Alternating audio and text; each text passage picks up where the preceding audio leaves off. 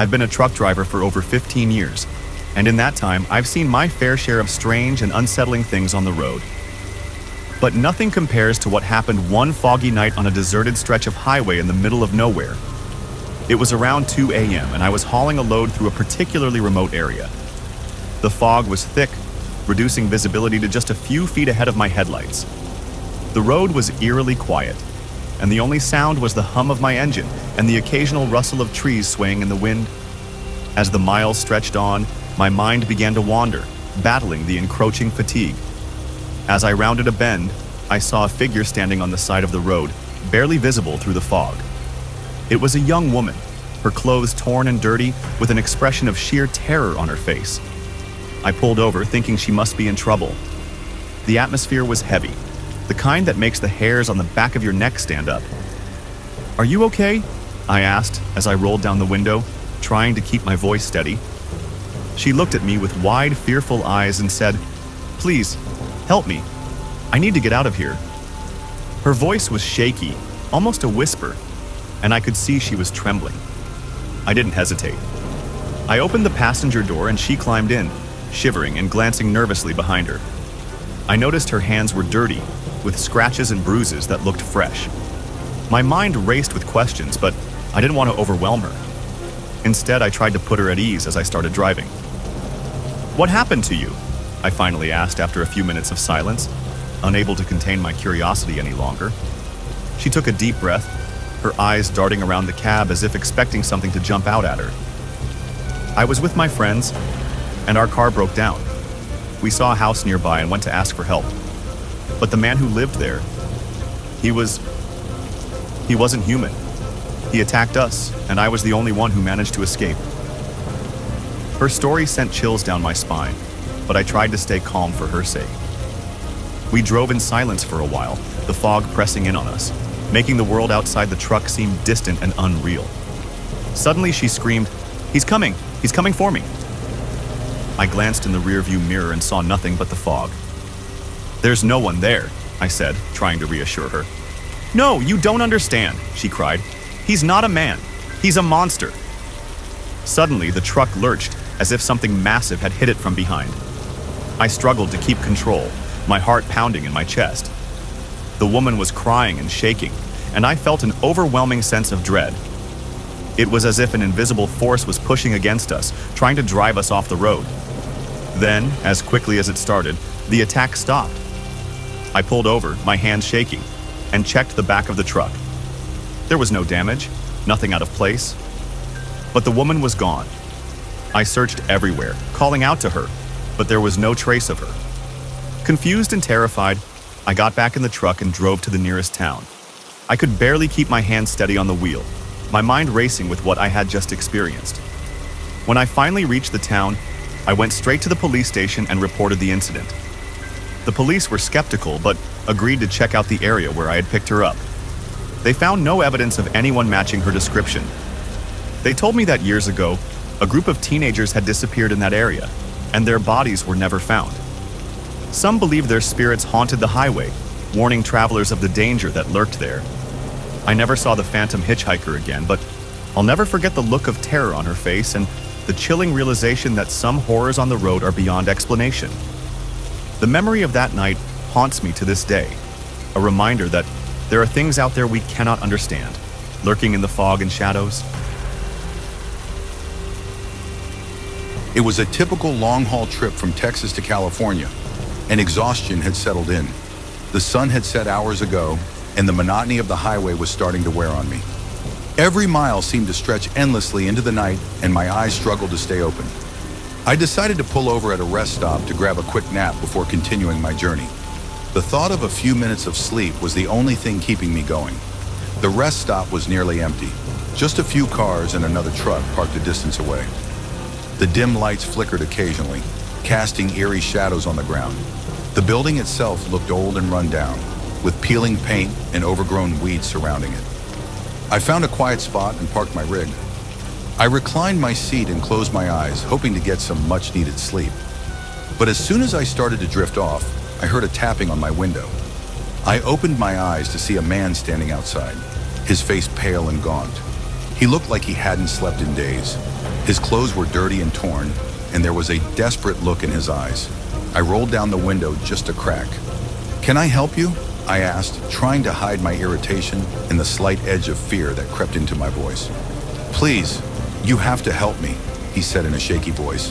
"My wife, she's trapped inside the restroom. I can't get her out." I grabbed my flashlight and followed him to the restroom building. The air was cold and heavy, and a sense of unease settled over me. The building was eerily silent, and the only sound was our footsteps crunching on the gravel.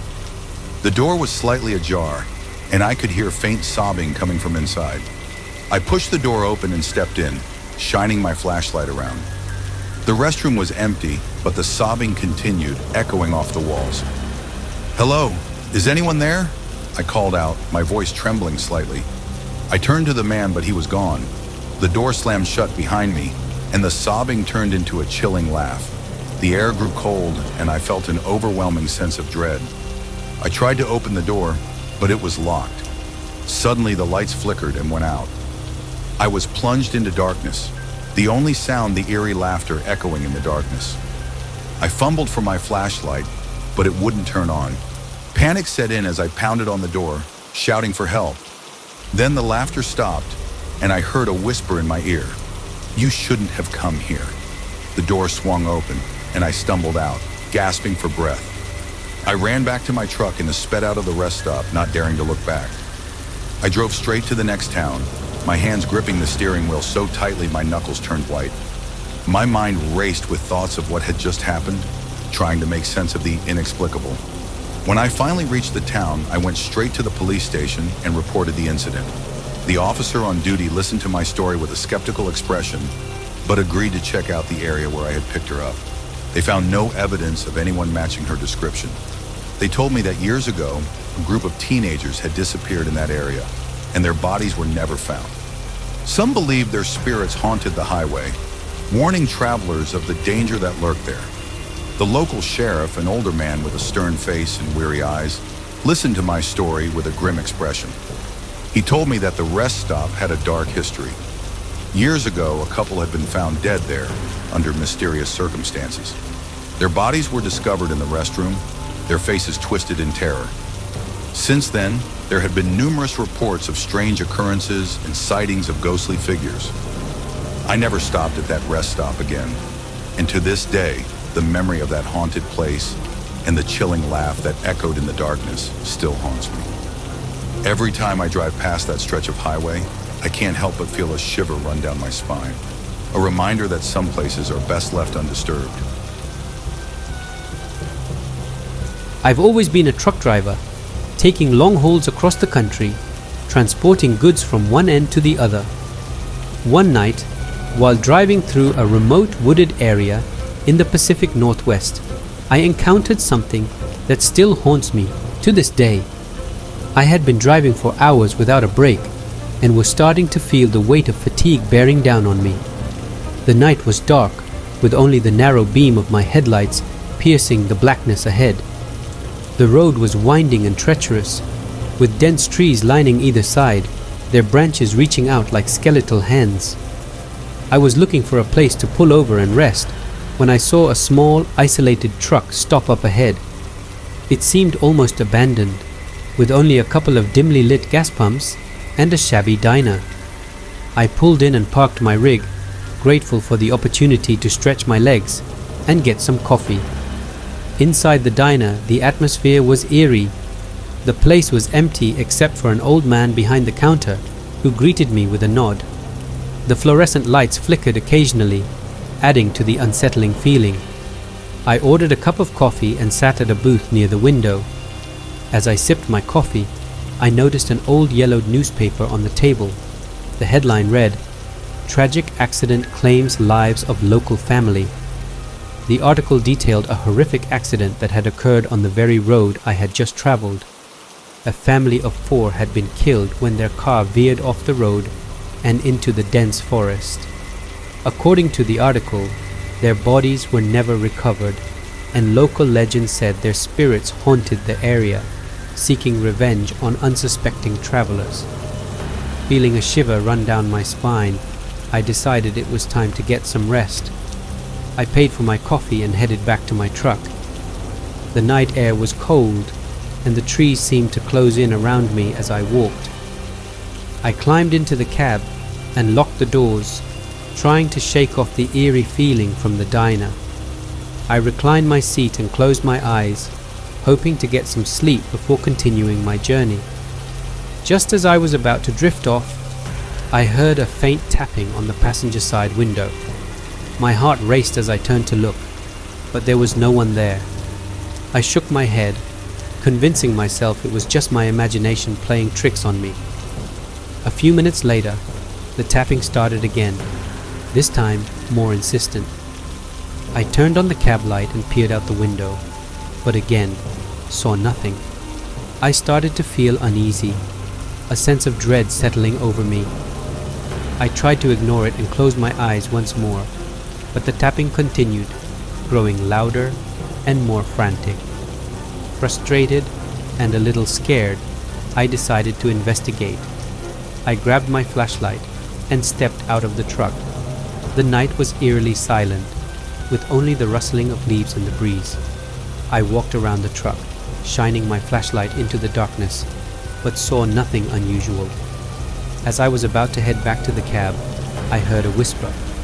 It was faint, almost indistinguishable, but it sent chills down my spine. "Help us," it said. I turned around, trying to locate the source, but there was no one there. I got back into my truck, locking the doors and rolling up the windows. I tried to convince myself it was just my mind playing tricks on me, but deep down, I knew something was wrong. I started the engine, ready to leave the truck stop and the unsettling feelings behind. As I pulled out of the parking lot and back onto the highway, I caught a glimpse of something in my rearview mirror. Standing at the edge of the forest, illuminated by my taillights, was a family, a man, a woman, and 2 children, all with hollow, lifeless eyes, watching me as I drove away. Panic surged through me as I sped down the winding road, my hands gripping the steering wheel tightly. I kept glancing in the mirror, but the family had vanished. The road seemed to stretch on forever, the trees closing in around me, the darkness pressing in. Suddenly, my truck lurched violently to the side. I struggled to keep control, but the steering wheel seemed to have a mind of its own. The truck swerved off the road and into the trees, crashing through branches and underbrush before coming to a sudden stop. The impact left me dazed and disoriented. I fumbled for my flashlight and stumbled out of the cab, my heart pounding in my chest. The forest was silent, an oppressive darkness surrounding me. I heard the whisper again, closer this time. "Help us." I shone my flashlight into the trees, and there they were, the family, standing just a few feet away. Their eyes were hollow, their faces twisted in anguish. The father stepped forward, reaching out a hand. "Please," he whispered, "help us find peace." Terrified but compelled, I nodded, my voice barely a whisper. "What do you need?" The father pointed to a spot deeper in the woods. "Our bodies.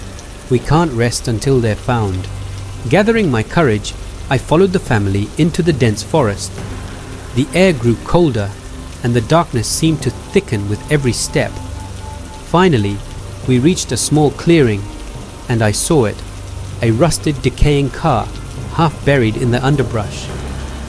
Inside the car were the remains of the family, their skeletal forms still strapped into their seats. The sight was both horrifying and heartbreaking.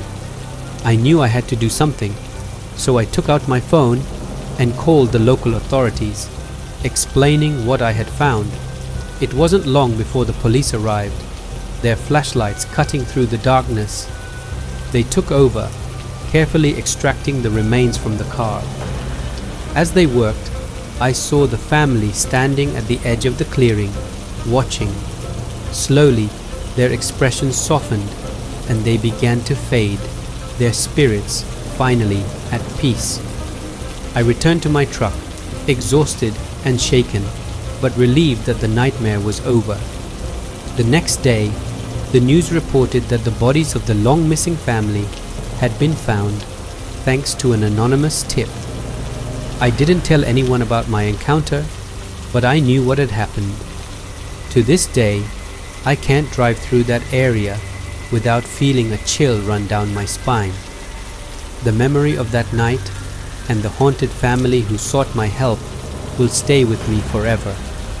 I learned that some spirits are trapped, waiting for someone to help them find peace, and that night I had been their unlikely savior.